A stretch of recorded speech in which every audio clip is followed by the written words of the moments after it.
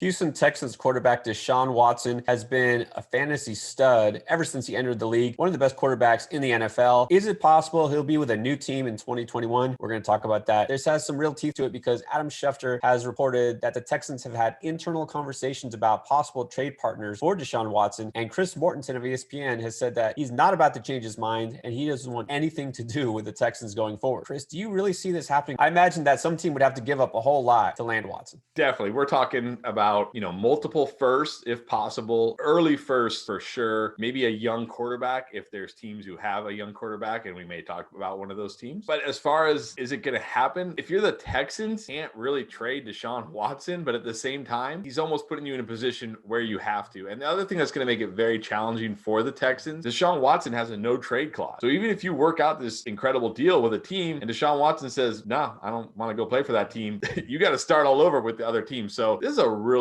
tough spot for the Texans. But I do think at this point, it sounds like Deshaun Watson is trade me or bust. And I mean, he might even be ready to sit out the season if they don't trade him. So he might have just backed the Texans into a corner.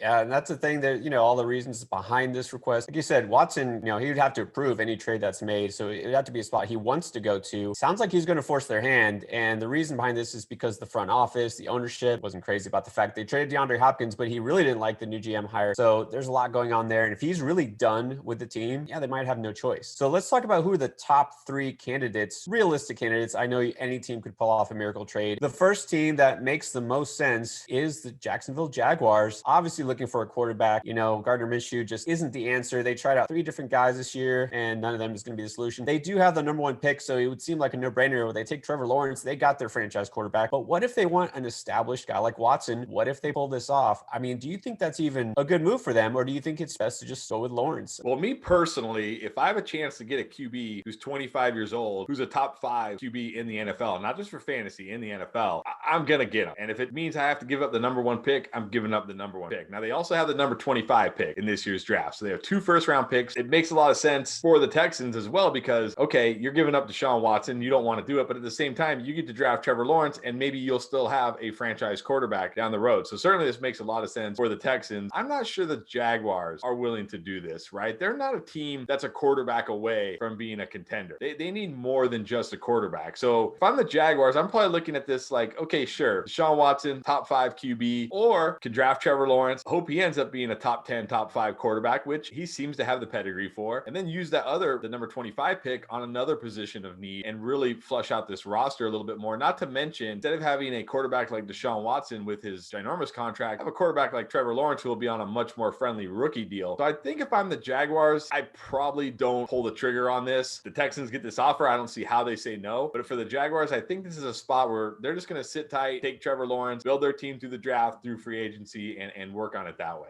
I think you hit the nail on the head. You talked about the Jaguars. They're not a team that's just a quarterback away. Jacksonville, this is a rebuild, obviously. And here's the other thing. I know it's going to take an early first-round pick, an early pick. We're talking about the number 1 pick. I don't see Jacksonville, passing over the chance to land Lawrence, just to get a guy like Watson. So other thing is it's hard to imagine an intra-division trade like this happening. It usually doesn't go down that way. Let's move on to the team that's right after them in the draft. What about the New York Jets? Also probably more than a quarterback away. This does make sense for them because they could offer Sam Darnold. Say what you will about him. He still is a talented guy. He maybe just needs a chance. Maybe a fresh start would be all he needs. Texans might see this as a low-cost way of getting a guy that they could develop, right? Give him some time. The number 2 pick also the Jets have, they're willing to part with that. This might be interesting. Yeah, now this makes sense to me from both sides. If I'm the Texans, I probably don't want Sam Darnold. Unless they're willing to give me both of their top 2 picks and Sam Darnold, then sure, take a chance, see if we can develop him. But if they're going to say something like, we'll give you our number 2 and Sam Darnold, but not our number 23, I'd rather just have the picks. Because again, if you're looking at it from the Texans' point of view, okay, you can draft Zach Wilson there or Justin Fields, whoever they're higher on. They develop into a top-tier quarterback, and then you have that pick later on. For the Jets, I think this makes a ton of sense too because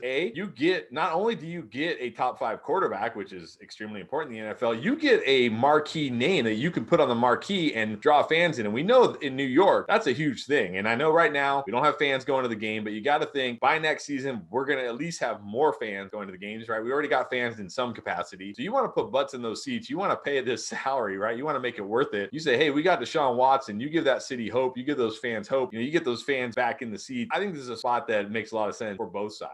You also have to realize these are two teams we've talked about so far with brand new coaches. And so you have coaches that might want to have their own guy to develop at quarterback going forward, or you might say, hey, I want Deshaun Watson. Yeah, I'll take that. So it kind of depends on their philosophy. Robert Saleh for the Jets, a defensive guy, not saying he doesn't know how to coach an offense but again, with a brand new coach, you might, have that opinion where you say, well, I want to be able to draft my quarterback. And, we've heard Urban Meyer, he's in love with the idea of taking Trevor Lawrence. That might just solidify the number one pick is going. All right, and the number three choice here is a team that I'm familiar with. We've talked about their quarterback of the future might be quarterback of the past if they make a trade. The Dolphins are heavily rumored to be in the mix for Deshaun Watson. A lot going on here because they just drafted Tua Tagovailoa. This does make sense on paper because they would offer up the number 3 pick. The Dolphins obviously wouldn't be drafting a quarterback at that spot. Texans could use that pick. Are the Dolphins ready to give up on Tua? Do you think personally that this makes sense? I do. And I can't wait to hear your opinion on this as a Dolphins fan. But to me, this is the trade. This is the one that needs to happen. The Dolphins need to package the number 3 and the number 18 and Tua and get Deshaun Watson. Tua, look, I like Tua. I like Tua a lot coming out of college. I've mentioned it many times. I thought the Washington football team should have drafted Tua. Tua last year was good. He wasn't great. He was good. Tua seems like he might be more of a game manager type, which is okay. He doesn't really turn the ball over. He doesn't make poor decisions. He's not going to kill your team. But is he Deshaun Watson level great? I don't think so. I just don't think he's ever going to be that good. But at the same time, you have a guy who was just drafted, inside the top 5 a year ago. Didn't really play a full season, because coming back from that injury, they took time with him. So there's a lot of potential upside here. So the Dolphins could definitely sell the Texans on the fact that, hey, this guy has a lot of potential upside. And on the Dolphins side, they probably are a quarterback away. I mean, this was a 10-win team this year. They're not that far off. And this is a spot where Deshaun Watson probably wouldn't mind going because you go to a team with a strong defense, decent offensive weapons around him, and they're a contender right away. So to me, I think this is the trade that needs to happen, but I'm really excited to hear what you have to say about this. I'm going to do my best not to make this a rant trying to defend Tua because that's not what this is about. I'll have to say, so first of all, I agree with you. On paper, this makes total sense. Obviously, for the Texans, if they're going to trade, they'll get the number 3 pick, which is a really solid pick. And if they can get Tua in return, they get their young, potentially franchise quarterback. And then for the Dolphins side, like you said, their defense was great all last year. It's mainly the offense that let them down at times. Now, there's a lot of reasons for that. Every single one of their receivers was either hurt or out at some point, and the running backs too. It was just kind of a revolving door. So if they get a guy like Watson, yeah, that makes you a contender right away. Everybody is saying how Tua wasn't ready, right? He just looks like you said, a game manager, like he's okay, but he's never going to reach that ceiling. We had guys, from the Dolphins practice squad, their anonymous sources on the offseason saying, yeah, he didn't live up to our expectations and this, that, whatever. Everybody's so quick to dog Tua after he played, 6 games, 7 games? I don't even know what it was. How did Josh Allen look after his rookie season? Did we say, yeah, you know what? That guy's going to be the top player in all fantasy in 2 seasons. Okay, so Tua was put in a situation where, again, he had Devontae Parker and a bunch of guys who probably wouldn't be on the starting roster at receiver for other teams. The running game, like I said, was kind of unstable. Justin Herbert, he put up those huge numbers because the Chargers didn't care, right? They had the defense go out and give up 50 points to let Herbert sling it. They didn't have a veteran backup like Ryan Fitzpatrick that they could put in. To me, even though on paper this does make sense, I, as a Dolphin fan, and I don't think the Dolphins front office should be ready to give up on Tua yet. So let's talk about the fantasy impact. Before we do that, guys, take a moment, if you don't mind, hit that subscribe button. If you haven't already, hit that like button if you appreciate what we're doing. Leave us a comment. Let us know, what do you think? Should he move at all? Are the Texans just blowing it again by trying to trade him? All right, so let's talk about the fantasy impact here if this does happen. First of all, which one do you think would be the best for Watson? We got a small market in Jacksonville. We got a huge market in New York. We got a place in Miami where, free agents usually don't mind going. It's the Dolphins, right? I don't see any way he rejects this trade. What, no income tax in Miami or in Florida, right? Great weather. Then you got a football team, 10 wins last year, barely missed making the playoffs. They're ready to start winning now, start competing now, playing deep into the postseason. So to me, it's the Dolphins. Yeah, that would definitely be the best place for him. Go to a team that could already be a winner. All right, now the bottom line